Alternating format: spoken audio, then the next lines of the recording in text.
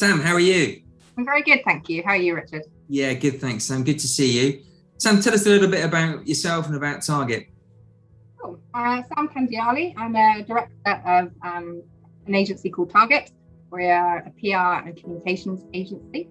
And we're really all about helping our clients to communicate purposefully. And that's really helping them to shine and to reach the people that matter to them most. So their audiences, essentially. And the work that we do is kind of split between, I think, what we call the 4 A's.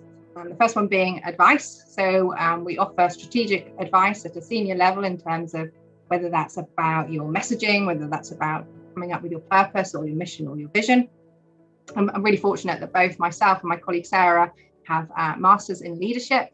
So we're able to contribute, and with our years of experience as well, at that senior level, and feel that we can add value there.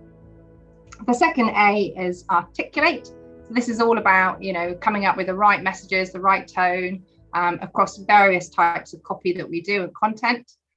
The third one is amplify. So that's about making sure that we reach the right people using the right channels. So whether that's traditional media, whether that's social media, whether that's online. And then it's about action. So it's about actually getting on and doing the everyday communications activity.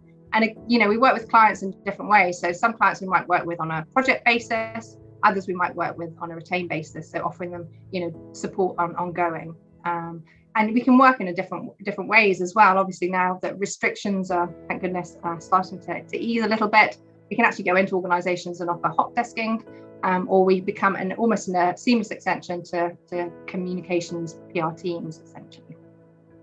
And would you say, PR historically has always been considered a little bit of a dark art, hasn't it? Difficult to really quantify the benefits of a PR, PR's input, really. But it must be a lot easier now with analytics, etc., to measure the success of what you're doing. Yeah, I think with certainly with digital media and social media, it's certainly easier to set KPIs and then report on those. But at the end of the day, PR is all about reputation. And a lot of organisations still don't measure that, even though it's a fundamental part, in terms of the asset and the value of the business. I think it equates to sort of 75% worth of a company's business, and yet so many organisations still don't bother to measure on that. So I think, it's getting slightly easier in terms of, as you say, some of those metrics that are in place, but still, at the end of the day, we're talking about an organisation's reputation. So, yeah.